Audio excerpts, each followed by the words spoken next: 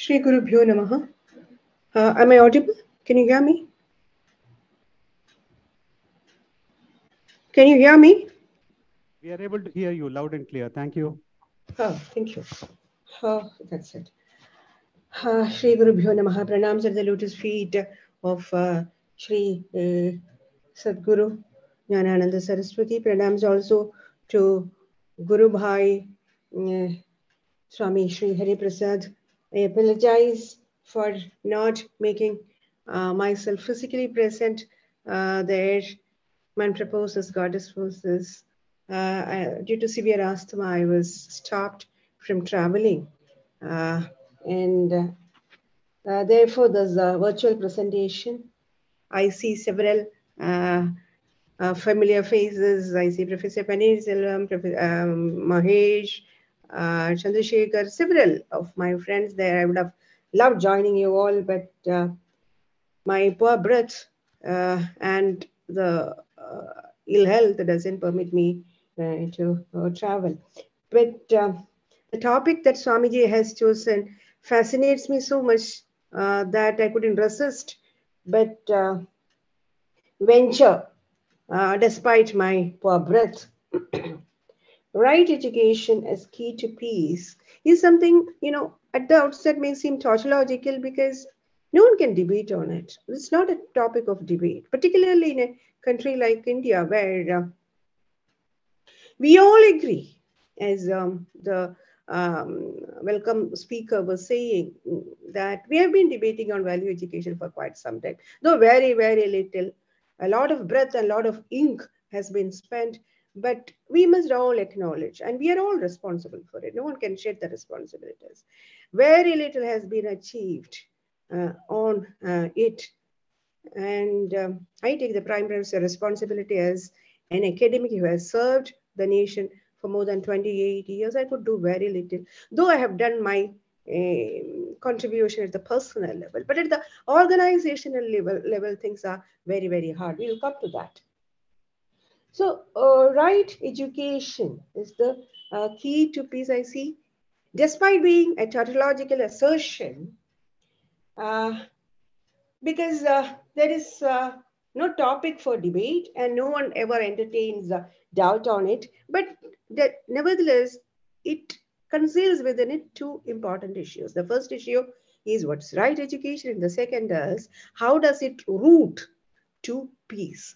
And we mostly, at least in the public spaces, I'm sorry I could not hear much, although I logged in a little bit since I had to conduct the examinations and certain other administrative responsibilities. I could not hear all the speakers yesterday. But I learned from the welcome speaker that a lot has been said on value education.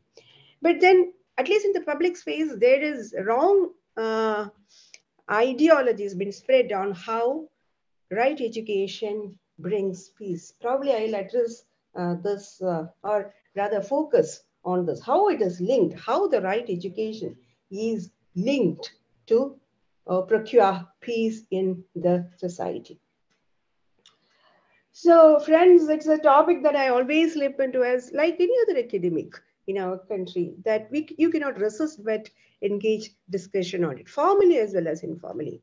Every other academic who sits before me, or every other student or researcher, the prospective professor who sits before me, we slip into this kind of dialogue as to what is right education, how we should train the youngsters. So therefore, today I'll share some of my thoughts, which I have been sharing always formally as well as informally. Now, I have two intentions with this. The first is that, as I have said apologetically a little earlier, that we could do very little. And probably a collective thinking along these lines might open fresh avenues to resolve the crisis. This is one reason. And the second is, to make myself feel lighter. When, issues that cannot be resolved at the personal end might sound better when get shared. Now, friends, it would be again redundant to say that Indian culture has a tradition, probably the single culture in the whole world, which can claim a tradition of education that existed and survived for several centuries here.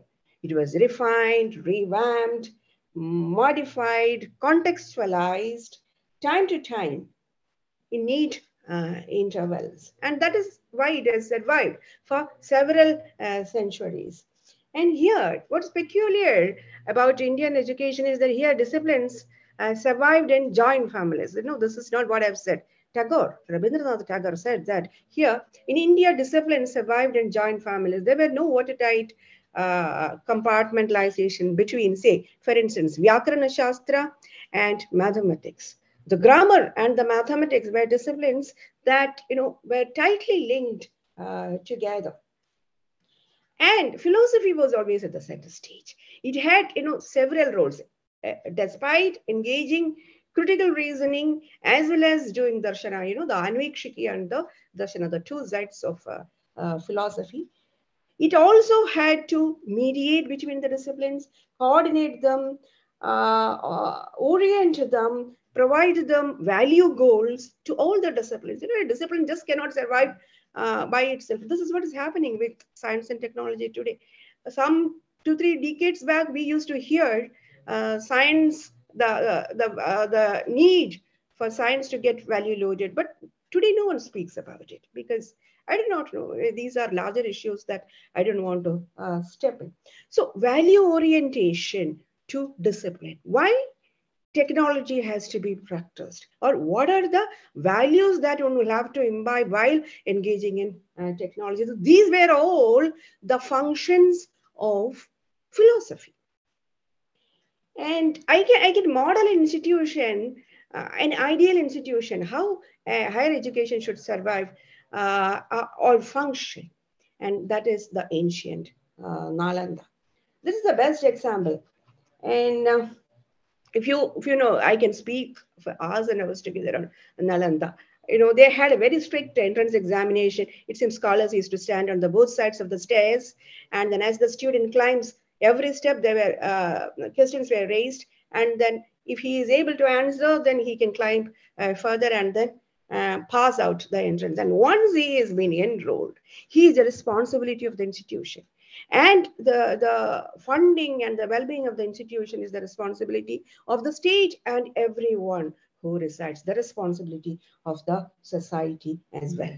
And if you have seen the relics of Nalanda, I'm sure most of you would have seen, it's surprising, kilometers long institution with a freshwater tank, with the rooms provided for the students. Then you have the debate halls, the classrooms, and the common prayer halls. And what I want to underscore here is that all that is essential for a student life, no luxuries. Now, this is very significant. How a student should lead a life.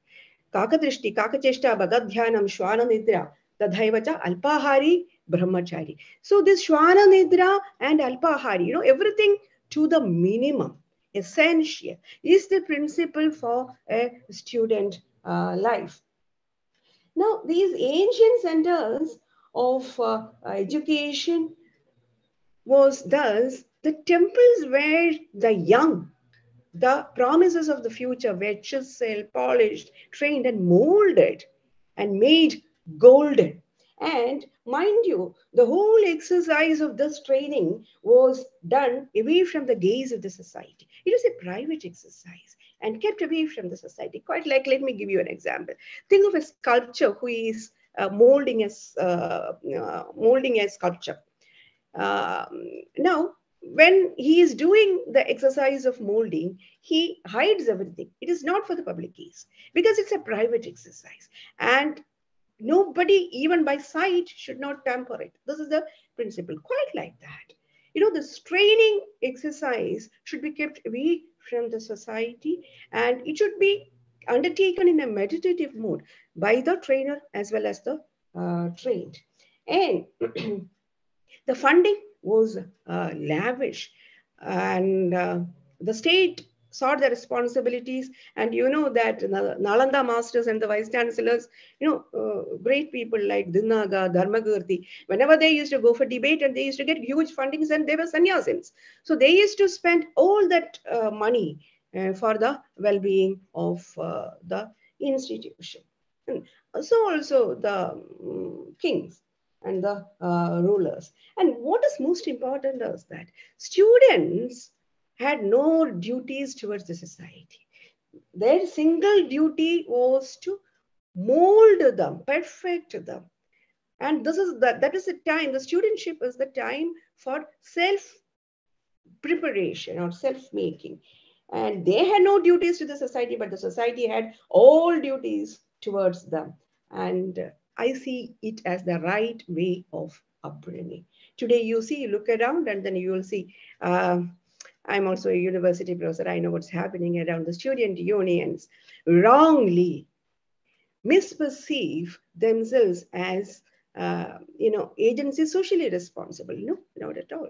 They should undertake only one duty, that is duties towards oneself. That is duties of molding oneself, perfecting themselves so that they can get enrolled into the Garhastya. And once rolled into the Garhastya, they have all the duties. Every being in the society is their responsibility, including the students and the aged and all of them. So this Chaturashrama structure is, something which is internally coherent, one building into another. You all know about it, and together they stand as an integrated whole, one supporting the other. And this Chaturashrama system, at the end of the show, it is beneficial both ways, that is for the individual as well as the society. So the individual and the society are not seen as two disintegrated or separate entities. They're one. And I'll come more to that. And the second aspect that I would like to underscore is the concept of yajna. As you know, the principle of yajna is very, very fundamental and at the core of our philosophical exercises. As in Bhagavad Gita, I think the third and the fourth chapter, Lord dedicates the chapters for to speak about what he means by yajna and how every act of ours should be focused on yajna. He says, Karma brahmodbhavam vidhi brahmakshara samadbhavam tasvat sarvagadam brahma nityam yajne pratishtita. So everything is footed on yajna, and he goes on, he's eloquent on it. Yajnardhat karmanonyat. So we all do, or every action of ours should be performed in a mode of yajna, sacrifice. Now, the sacrifice has layers of it, the external, which is the gross ones, and the subtler it turns, it becomes more and more significant. When the sacrifice becomes internal and subtler, it becomes more significant. And this is precisely how the students' self-studying becomes sacrifice. Now, you all might wonder, how is it that when I study for my own self, it becomes a sacrifice? Now, this is very significant. In the Shastras, it is called Swadhyaya Yajna or Shastra Yajna and so forth. Very significant and very subtle type of performance of Yajna. Now, the basic concept of Yajna is sacrificing. Actually, it is a kind of a sacrifice, giving away. But then that is the right way to attain it. As the Ishavasya mantra says, Tena tyaktena bhunji dhaha. Thou shalt enjoy by sacrifices. Now, how does the studying becomes a kind of a sacrifice? Now, this is the most important sacrifice, I would say, because for the first time, the fire has been kindled within the child. First kindling the fire is very, very hard and significant, because once it has been kindled, one has to retain the fire. But then the first, that first kindling is very hard. So that is what is happening in Swadhyaya, and then you are bringing up the fire and then retaining it and then trying to feed and make proper fire. Now this fire is metaphorical. I can't get into more details of it. Now I'm going to address the second problem. How is it that this self-molding, the Swadhyaya Yajna, as I would call it, or the Shastra Yajna, goes through several layers of refinement and brings peace to the society. First, let us note that Indian ontology does not consider the collective as real. Now, the society is very famously Shantideva, a later Madhyamaka scholar, I think later 6th or 7th century Madhyamaka scholar who is an ethicist among the Madhyamakas. He in his Bodhicharya Avatara Sukta, he says, a continuum, a collective, just like things as in a series or in army or in forest is unreal. Now, his goal is different. What he is trying to say is that, see, the individual, the persona doesn't exist. All that exists is the five skandhas, which will get disintegrated and there is no self. And therefore he asked, where is the dukkha? See, unless there is aswamikani dukkhani, when dukkha cannot have a bearer, then the dukkha, the one dukkha, one's dukkha, that's my pain, should be shared by everyone else. I'll come to that little later. But then what I'm trying to pinpoint at this juncture is Shantideva's insight that the collective is unreal. Here, what is the crux of the argument is that we should focus on the individual well-being of physical, mental, and metaphysical, and the rest is all byproduct of it. Once the individual has perfected himself, or at least seen the goal of self-perfection, not that every individual should become a bodhisattva or an ascetic. No, that's not what the call is. But at least if he is oriented towards that, the rest, that is the peace of the society, is just a byproduct of it. As I would say, I would use an analogy borrowed from my preceptor. Once you board the train, you don't have to walk inside the train. The train will take you to the destination. So also, if the right education is being installed in the society, you don't have to walk inside that. The right education will fetch peace because it's a byproduct of it. You don't have to conceptualize it at all. But remember, this is very significant. Remember that bringing peace to the society is not the goal of right education. That's again a byproduct. I underline this. Bringing placing right education at the societal level is to redeem the self from the clutches of ignorance, and the enlightened ones, be it a Jivan Mukta or a Bhagavata, as in the case of Vishishtadvaita or Dvaita, and the Tathagata or the Jina, all of them are naturally ethical. They are not, their ethics is not a tutored ethics. It's a natural ethics. As Sri Ramana Maharshi once carrying a wounded lamb up the Arunachala hill, someone said that, oh, you are very kind to the lamb. And then Ramana Maharshi asked in turn that if your little finger is cut and you wrap a cloth around you, will you say that you are very kind to the little finger? He naturally feels that his self is extended to the lamb, and then he doesn't feel, it's as natural as one's breath. So this is the kind of ethics that Indian philosophy speaks about. It is not an injuncted or a normative ethics as in the case of others. So therefore, here ethics is metaphysics. Once you see the metaphysical reality, ethics naturally falls in. As Sureshwara has famously said in Naishkarmya Siddhi, there cannot be dirt in the burning fire. So also in the Jivan Mukta, you cannot have the Bheda Chinta. The Bheda talk itself doesn't arise with the Jivan Mukta.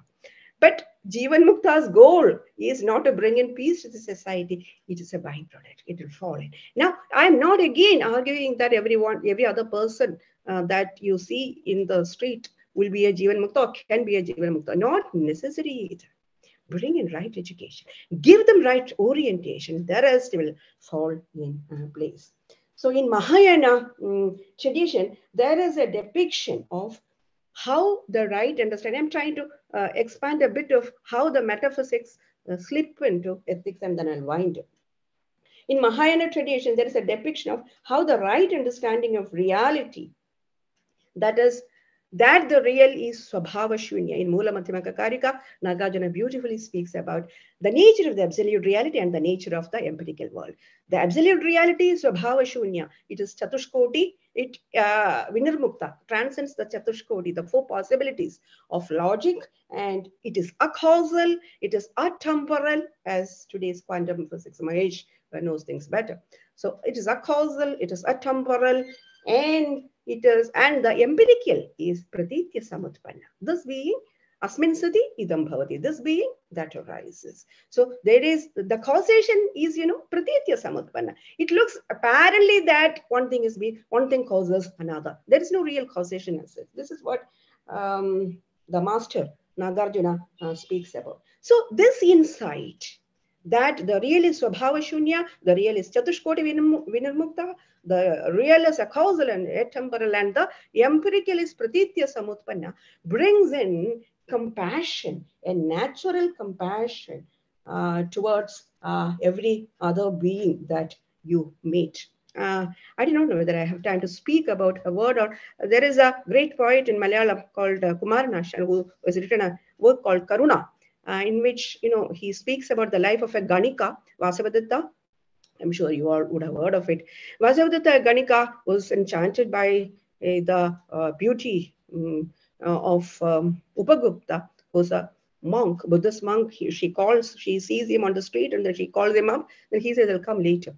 And after years, Vasavadatta was thrown on the street, ill, as a destitute, and then Upagupta comes to her, and then she asks, "Why did you come at this time? My body is of no use." Then he said, "This is the right time. This is the right time that I should have come." Because here the Karuna extends from the physical to the metaphysical. There is no demarcation between the physical and the metaphysical.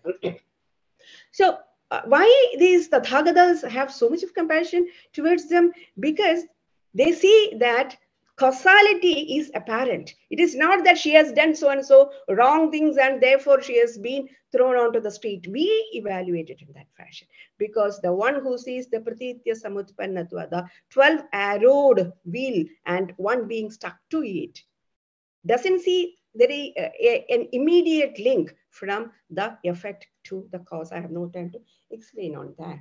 So, friends, Mahayana speaks about Indra's wonderful net.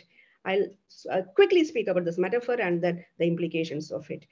Think of a net that has been drawn onto the cosmos. The cosmos is limitless, infinite. And in this infinite cosmos, a net has been drawn.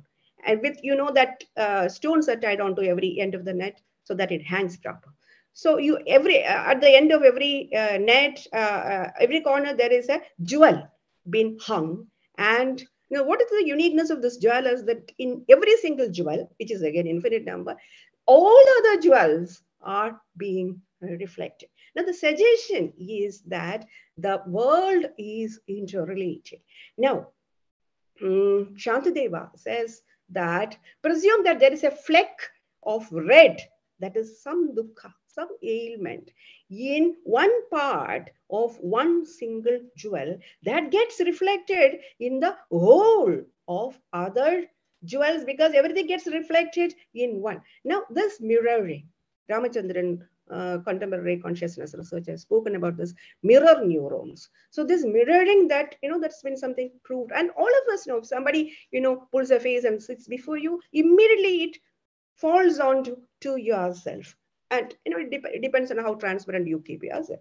So this is a insight that the world is shrunk or interrelated, brings in a kind of the universal dimension of yourself. When you realize that, I'm speaking within Buddhism, when there is no persona for you, the self expands to everything. This is what Nagarjuna speaks about. The self expands to the whole of the cosmos. And for this, as in the case of Advaita, as in the case of to become a Bhagavata, rigorous practices are required. You'll have to keep yourself so very transparent. And different routes are there. They would say that you will have to squash the self. Someone would say you will have to expand the self. The methods are different. But then all these methods are, as the Sadhguru says, at the top of the hill, as you climb the hill, paths may look different, but at the top of the hill, all of you would have climbed at the same point. So to sum up, friends, when one has realized that the absolute is Swabhava Shunya and the empirical is Praditya Samutpanna, one was filled with an irresistible compassion, a compassion that radically reforms or transforms one's very existence. And this is what is called the right education. And you have seen how it brings peace. I don't have to speak more about it. It's a byproduct, it falls in. And peace is to be attained again, not by silencing the conflicts in the society. That's the wrong method. You can silence the conflicts in the society. It's like, applying ointment onto the wound at the periphery. You're just wasting your time. But by silencing the conflicts within the self, because as I have said, the individual is primary. As Shantideva has said, the collective is illusory. So let us start by silencing the conflicts within the self. When the self is calm, the rest of the world will fall calm.